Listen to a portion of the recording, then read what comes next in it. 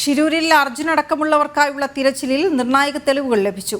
കണ്ടെത്തിയത് അർജുന്റെ ലോറിയുടെ ക്രാഷ് ഗാർഡാണെന്ന് സ്ഥിരീകരിക്കുന്നു ഉടമ മനാഫ്. തിരച്ചിലിൽ വസ്ത്രഭാഗവും കയറും കണ്ടെത്തിയെന്നും അറിയുന്നു. ദിസ്ന സുരേഷ് വിവരങ്ങളുമായി ചേർന്നു. ദിസ്ന, ഇത്തവണത്തെ ഈ മൂന്നാം ഘട്ട തിരച്ചിലിൽ ഇത്തരത്തിൽ ഒട്ടേറെ ഭാഗങ്ങൾ കണ്ടെത്താൻ കഴിഞ്ഞിരുന്നു. ഇതിപ്പോൾ ഈ ലോറി ഉടമ മനാഫ് സ്ഥിരീകരിക്കുന്നത് എന്താണ്?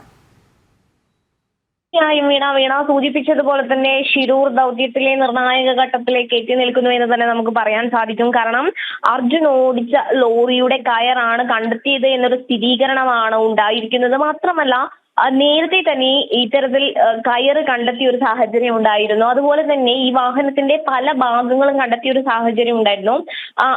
അപ്പോൾ കയറ് അർജുന്റേതാണെന്നൊരു സ്ഥിരീകരണം മുൻപ് തന്നെ ലോറി ഉടമ മനാഫ് വ്യക്തമാക്കിയ ഒരു സാഹചര്യം ഉണ്ടായിരുന്നു. അതുപോലെ തന്നെ അർജുൻ കയറ്റിക്കൊണ്ടുവന്ന അക്വേഷ്യ മരത്തിന്റെ തടി കഷ്ണങ്ങളും എല്ലാം ഉണ്ടായിരുന്നു. ഇതൊക്കെ തന്നെ ഒരു സ്ഥിരീകരണം വന്നിരുന്നു. എന്നാൽ ലോറിയുടെ ഭാഗം അർജുന്റേതല്ല എന്നൊരു സ്ഥിരീകരണം തന്നെയാണ് ഇന്നലെ വന്നിരുന്നത്.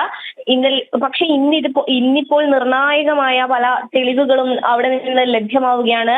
ലോറിയുടെ ക്രാഷ് കാർഡ് കണ്ടെത്തിയിരിക്കുന്നു. അതോടൊപ്പം വസ്ത്രവും കണ്ടെത്തിയെന്നാണ് നിലവിൽ നമുക്ക് അറിയാൻ സാധിച്ചിട്ടുള്ളത്.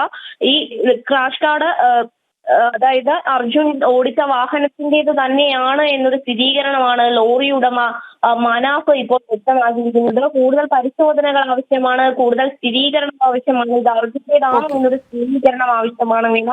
അതുകൊണ്ട് തന്നെ വലിയൊരു നിർണായക ഘട്ടത്തിലേക്ക് തന്നെയാണ് ഷിരൂർ ദൗത്യം അല്ലെങ്കിൽ തിരച്ചിൽ നടക്കുന്നത് എന്ന് തന്നെ നമുക്ക് പറയാൻ സാധിക്കും. എന്നാൽ 3 ദിവസം കനത്ത മഴയായിരിക്കും എന്നൊരു പ്രവചനമാണ് കാലാവസ്ഥാ വകുപ്പ് നടത്തിയിട്ടുള്ളത്. ഏതായാലും ഈ ഘട്ടത്തിൽ തിരച്ചിൽ ഒരുപാട് മുന്നോട്ട് പോയിട്ടുണ്ട്.